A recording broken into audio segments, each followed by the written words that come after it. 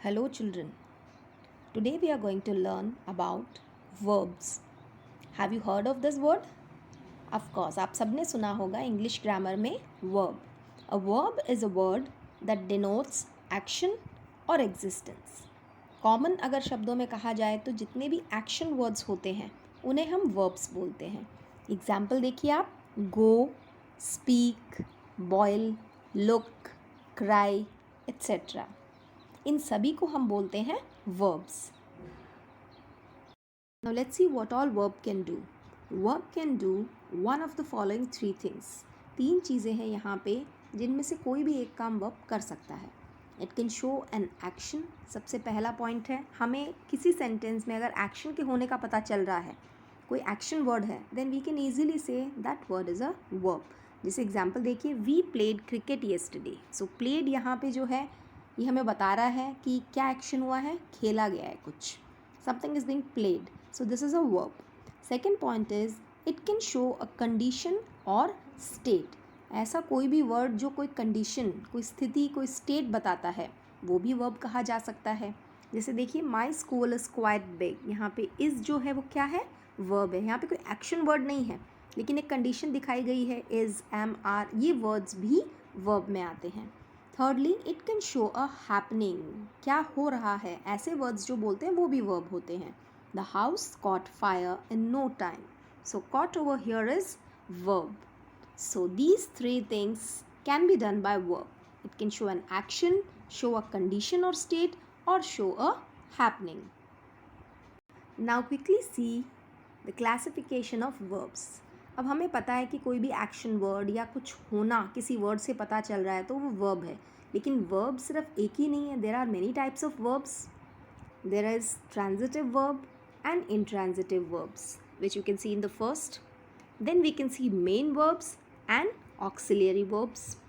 Letter you can see action verbs and linking verbs, and finally we can see finite verbs and non-finite verbs. Now let us quickly see what is the meaning of all these type of verbs. First of all, let us see what are transitive and intransitive verbs. Verbs that needs an object to complete its sense are called transitive verb. ऐसे action word जिन्हें object चाहिए होता है complete होने के लिए, उन्हें हम ट्रांजिटिव वर्ब बोलते हैं. एग्जाम्पल में देखिए आप, you can understand better. My mother was cooking food. अब हमें यहाँ पता है my mother is subject, was cooking is verb. अब my mother was cooking what, object क्या है यहाँ पे, object is food. So my mother was cooking food. Next देखिए, मैम विल पनिश राहुल. हमें पता है ma'am will punish, but punish whom, Rahul. तो राहुल यहाँ पे ऑब्जेक्ट है, जैसे फूड ऑब्जेक्ट था. तो ऐसे एक्शन वर्ड्स जिनके बाद ऑब्जेक्ट आता है उन्हें हम कहते हैं ट्रांजिटिव वर्ब. तो बेटा आपने इससे पहले एक्टिव पैसिव देखे थे ना. एक्टिव से पैसिव जब हम बनाते हैं तो वो उन्हीं की बनती है जो कि ट्रांजिटिव वर्ब होते हैं. ठीक है, सो आप सबको समझ आया होगा what is transitive verb. Now let's go to intransitive. Verbs that does not need an object to complete its sense are called intransitive verb. इससे पहले हमने देखा कि ऑब्जेक्ट चाहिए होता है. अब हम देख रहे हैं कि ऐसे एक्शन वर्ड जिन्हें ऑब्जेक्ट की ज़रूरत नहीं है अपने कंप्लीट सेंस के लिए, विदाउट ऑब्जेक्ट भी ये पूरा सेंस देते हैं, उन्हें हम क्या कहेंगे, intransitive verb. Look at the example. Water flows in the river swiftly. तो flows यहाँ पे verb है. अब what का आंसर नहीं आ रहा है यहाँ पे, कैसे फ्लो होता है वो बताया गया है. Flows in the river swiftly. So यहाँ कोई ऑब्जेक्ट नहीं है. सो जहाँ ऑब्जेक्ट नहीं है वो वर्ब कौन सा हुआ, intransitive. The boys jumped in joy. So jumped यहाँ पे कौन सा वर्ब है, it is intransitive verb. Now let's see the next type, main and auxiliary verbs. सबसे पहले मेन देखते हैं. Main part of the verb which functions independently in a sentence is called main verb. यानी sentence में जो एक ऐसा word होता है जो इंडिपेंडेंट होता है, जो किसी पे भी डिपेंडेंट नहीं है, उस वर्ड को हम मेन वर्ब कह सकते हैं. Look at the example, take the bag. यहाँ पे एक ही है ये verb take, so this is the main verb. They have taken the bag. यहाँ पे हैव भी आ रहा है साथ में लेकिन ये मेन नहीं है. What is the main, taken. He has been taking the bag for 10 minutes. She will have been taking the bag since afternoon. तो इन सभी सेंटेंसेस में आप देख रहे हो टेक जो है वो मेन वर्ब है, यानी और चाहे कितने भी हेल्पिंग वर्ब आए आगे, बट जो इंडिपेंडेंटली वर्क कर रहा है जो वर्ड, उसे हम मेन वर्ब कहेंगे। Coming to its partner verb that is auxiliary verb. Main verb independent होता है, अब इसी का उल्टा होगा ये ऑक्सिलरी वर्ब जो कि इंडिपेंडेंट नहीं होता है। Auxiliary verb helps the main verb in giving it proper sense. ये मेन वर्ब की मदद करते हैं पूरा सेंस देने में, इसीलिए क्योंकि ये मदद करते हैं इसलिए इनका नाम हेल्पिंग वर्ब्स भी है। तो इनमें आते हैं एक तो बी फॉर्म, बी फॉर्म में is, am, are, was, were, being, ये सभी आते हैं। एक आता है डू, इसमें आते हैं डिड, डज, डूइंग। तीसरा है हैव, इसमें आते हैं हैड, हैज़, हैविंग। और इसके बाद जो भी आपके मॉडल वर्ब्स हैं may, might, must, shall, should, will, would, ये सारे इन्हें हम क्या कहते हैं, ये सब कहलाते हैं हेल्पिंग वर्ब्स, क्योंकि ये मेन वर्ब की हेल्प करते हैं सेंस को डेवलप करने में। I hope you get it. Coming to next one, action verbs and linking verbs. तो एक्शन वर्ड हम पहले भी पढ़ चुके हैं, जिस वर्ड से हमें एक्शन का पता चलता है। An action verb shows some action, जैसे I can run quickly, the dog wagged its tail. तो run, wag, all these show some kind of action. Some verbs doesn't need an object but something that will complete the sense. The room is airy, the cake tastes yum. ये सारे क्या हैं, linking verbs हैं। Get it?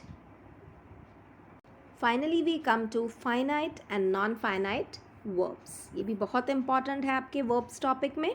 Some verbs change their form with the change in number and person of the subject and they are called as finite verb.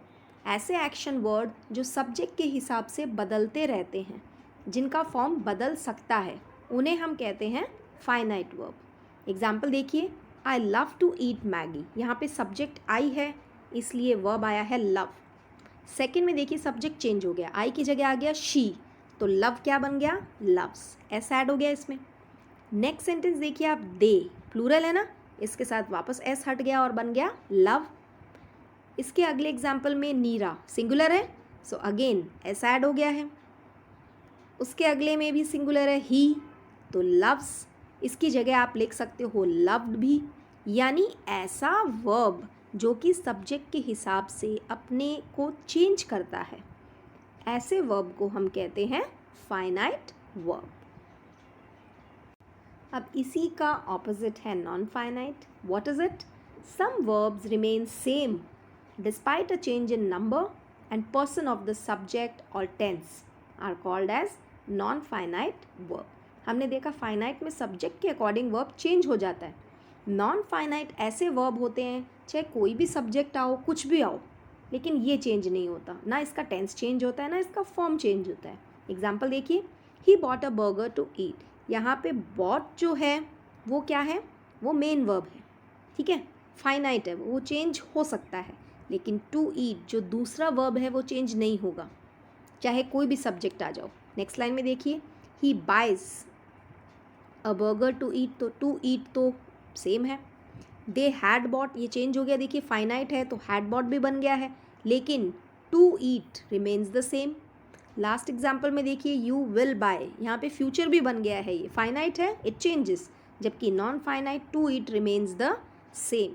अब non finite के भी 3 forms होते हैं, जेरेंस, इन्फिनेटिव्स एंड पार्टिसिपल, जो कि हम later on पढ़ेंगे। अभी आपको सिर्फ इतना जानना है कि फाइनाइट जो है वो फॉर्म चेंज करते हैं और नॉन फाइनाइट फॉर्म चेंज नहीं करते अपना। So बच्चों, I hope you have understood all the types of verb. We have seen what are transitive verbs. We have seen what are intransitive verbs. We have seen what are main verbs. We know what are auxiliary verbs. We also know what are action verbs, and we know what are linking verbs. And finally, we learned that the verbs which changes are finite and which do not change the form according to subject or tense, they are non-finite verbs. So if you have any doubt, you can ask me, and if you don't have any doubt, show me this sign so that I can understand you have understood the topic. clearly. Have a good day.